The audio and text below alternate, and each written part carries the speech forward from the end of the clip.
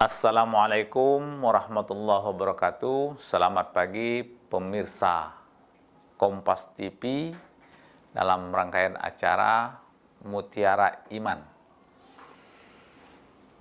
Bismillahirrahmanirrahim. Alhamdulillahirabbil alamin wassalatu wassalamu ala asyrafil anbiya'i wal mursalin wa ala alihi washabbihi ajmain, amma ba'du. Wa qala ta'ala fil Qur'anil Karim, a'udzubillahi minasyaitonir rajim. Wal takum minkum ummatun yad'una ilal khair wa ya'muruna bil ma'ruf wa yanhauna 'anil munkar. Wa ulaika humul muflihun. Shadaqallahul azim. Pertama-tama mari kita sama-sama panjatkan puji serta syukur kehadirat Allah Subhanahu wa taala yang telah memberikan limpahan rahmat dan karunia-Nya kepada kita sekalian sehingga kita masih diberikan kesehatan dan kesempatan untuk sama-sama berbagi pengetahuan dalam rangkaian beribadah kepada Allah Subhanahu wa taala. Kalau kita melihat dari sisi pengabdian seseorang kepada Allah Subhanahu wa taala itu banyak tingkatannya sampai kepada tingkat yang tertinggi, itu disebut dengan takwa atau muttaqin. Dalam khutbah Jumat itu seringkali kita menyebut kata takwa. Ayat yang berbunyi, ya ayyuhallazina amanu taqullaha haqqa tuqatih wa la tamutunna illa wa antum muslimun. Wahai orang-orang yang beriman, hendaklah kamu bertakwa kepada Allah dengan sebenar-benar takwa dan jangan kamu mati kecuali dalam beragama Islam. Apa makna kata takwa? Takwa itu diambil dari akar kata waqa, yaqi, dan qi. Kata qi merupakan bentuk perintah untuk satu orang. Bila perintah itu bentuk dua orang atau lebih, maka dia akan berubah menjadi qiya dan qu. Kata qu dapat kita temukan dalam ayat yang berbunyi, ya ayyuhallazina amanu qu anfusakum wa ahlikum nara. Hai orang-orang yang beriman, pelihara dirimu dan keluargamu dari api neraka. Apa makna takwa? Makna takwa itu asal katanya memelihara. Apa yang mesti kita pelihara? Manusia punya keinginan. Allah juga punya keinginan. Kecenderungan manusia untuk berkeinginan berbuat bebas dan sesuka hatinya. Tapi Allah memberikan batasan terhadap kebebasan itu. Ketika orang ingin tidur dari jam 6 petang sampai jam 6 pagi, itu adalah keinginan manusia. Tapi Allah memberikan batasan bahwa 7.30 sholat isya, jam 5 sholat subuh. Maka dia harus menyesuaikan keinginannya itu dengan keinginan Allah. Bila sudah ada sama satu keinginan, seringkali kita sebut dengan ittihadul iradah, antara hamba dengan Khaliknya sudah sama satu keinginan, atau manunggal karsa, maka menyatunya antara keinginan Khalik dengan makhluk, dan itu yang dia jaga dan dia pelihara, maka itulah yang dimaknakan dengan takwa dalam agama Islam.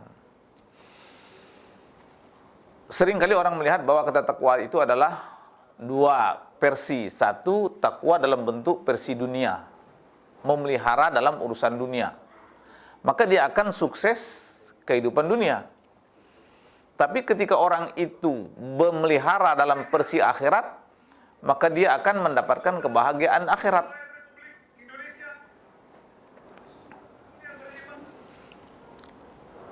Maka kita ini bertakwa baik dalam bentuk versi memelihara tentang aturan dunia, mau juga memelihara tentang aturan akhirat. Maka kalau kedua-duanya itu kita jaga, maka orang itu akan mendapatkan kebahagiaan di dunia dan kebahagiaan di akhirat. Nah, dalam tingkatan takwa itu merupakan tingkat yang terakhir, tingkat yang tertinggi dalam pengabdian kepada Allah. Ada tingkat awal disebut dengan istilah muslim. Yang kedua, mukmin. Yang ketiga, mukhlis. Yang keempat, muhsin. Nah, itu nama saya. Yang kelima, muttaqin. Apa yang diungkapkan dengan muslim? Muslim itu baru tingkat menyerah diri. Dia mengaku Islam baru paling-paling ada 3 tempat. Pertama, ketika dia baru lahir, di azan dan di qomat. Kedua, ketika dia bersunat, dirayakan, menunjukkan bahwa dia Islam. Yang ketiga, mau nikah. Ketika dia akan menikah ditanya oleh qadhi, apa agama?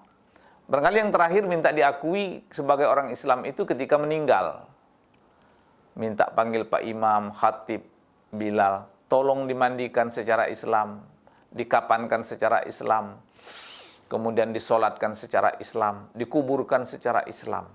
Tapi selama hidupnya, solat tidak, puasa tidak, zakat tidak, dan marah kalau tidak dikatakan sebagai orang Islam. Mana ini baru tingkat yang pertama, baru disebut dengan Muslim. Naik tingkat yang kedua disebut dengan mukmin. Nah, yang unsur kedua ini sudah termasuk ke dalam unsur kepercayaan bahwa dia tahu apa yang dia kerjakan, Allah tahu. Dan dia sudah percaya bahwa Allah yang mengatur segala-galanya. Cuman tanda-tanda orang beriman itu dapat kita lihat dari sisi kehidupannya sehari-hari. Innamal mu'minuna allazina iza zukirallah wajilat qulubuhum wa iza tuliyat ayatuhu zadathum imanan wa ala rabbihim yatawakkalun. Tanda-tanda orang beriman itu ialah apabila disebut nama Allah hatinya bergetar. Bila dibacakan ayat-ayat Allah, imannya bertambah. Wa ala rabbihim yatawakkalun, dan kepada Tuhannya dia menyerah diri. Nah, inilah yang kita dapat lihat bahwa orang-orang itu ke tingkat keimanannya itu sudah luar biasa tinggi. Kalau sudah beriman maka dia hanya mengharapkan bahwa dia tahu apa yang dia kerjakan, Allah mengetahui segala apa yang dia perbuat. Nah, sekarang ini jadi pertanyaan, sudah bergetarkah hati kita ketika nama Allah itu kita sebut? Nah, ini seringkali saya melakukan ilustrasi. Apa ilustrasi? Saya contohkan ada seorang yang dulu pernah berpacaran lama, tapi lama-kelamaan begitu menikah tidak jadi. Saat tidak jadi menikah, si A mendapat jodoh lain, yang perempuan mendapat suami lain, yang laki-laki mendapat istri lain. Tapi nama suaminya, nama pacarnya itu merupakan sangat membekas dalam hatinya karena dia memang sudah sama-sama jatuh cinta.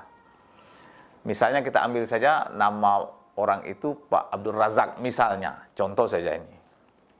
Ketika di bandara, bagian penerbangan itu memanggil Pak Abdul Razak mohon untuk menaiki pesawat, ibu yang pernah berpacaran dengan Pak Abdul Razak itu minimal hatinya bergetar. Apakah Bang Abdul Razak yang dulu yang pernah pacaran dengan saya? Kenapa dia bergetar? Karena sudah merasa dekat dengan yang namanya Pak Abdul Razak. Begitulah juga orang yang sudah dekat kepada Allah, percaya kepada Allah, bila disebut nama Allah, hatinya menjadi bergetar. Innamal mu'minuna allazina idza dzukirallahu wajilat qulubuhum, maka dia hatinya bergetar. Wa idza tuliyat ayatuhu, bila dibacakan ayatnya imannya bertambah, zadathum imanan.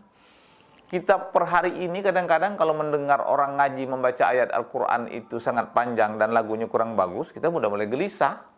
Padahal yang dibaca itu adalah ayat Al-Quran yang dikirim Allah untuk Nabi Muhammad dan untuk seluruh umat. Kalau begitu, apakah kita sudah termasuk kepada tingkat orang yang beriman? Nah, ini kita tanyakanlah kepada diri kita masing-masing. Yang ketiga itu menyangkut dengan tingkat yang ketiga, naik dari tingkat mukmin itu mukhlis. Sudah dia beriman, ada tingkat keikhlasan. Apa yang disebut dengan ikhlasan? Semua ibadah yang dia lakukan itu hanya minta bahwa Allah lah yang berhak memberi penilaian kepadanya. Kalau itu yang terjadi, maka tingkat keikhlasan orang itu mau dikomentar orang baik, dia tetap bekerja, mau dikomentar orang buruk, dia tetap bekerja. Yang penting dia tahu bahwa yang memberikan penilaian itu adalah hanya Allah Subhanahu wa Ta'ala. Kalau itu yang dia lakukan, maka kita dapat melihat orang mau dikomentar apapun, dia tidak peduli. Yang penting Allah senang atau setuju kepadanya. Yang ke tingkat keempat itu disebut dengan muhsin. Itu nama saya. Nama saya ini barangkali orang tua saya berharap nama itu sesuai dengan perilaku saya, tapi baru nama. Mudah-mudahanlah sesuai dengan nama, menyesuaikan dengan perbuatan. Apa itu ihsan? Anta'budallaha ka'annaka tarahu fa illam takun tarahu fa innahu yaraka. Bahwa engkau menyembah Allah seakan-akan Allah melihat engkau. Kalau seakan-akan engkau melihat Allah, kalau engkau tidak dapat melihat Allah, pasti Allah melihat engkau. Apa itu ihsan? Anaknya berbuat baik. Apa contoh berbuat baik itu? Diperintahkan berbuat baik kepada wa qadha rabbuka alla ta'budu illa iyyahu wa bil walidaini ihsana. Maka dengan orang tua harus berbuat baik. Apa maksudnya?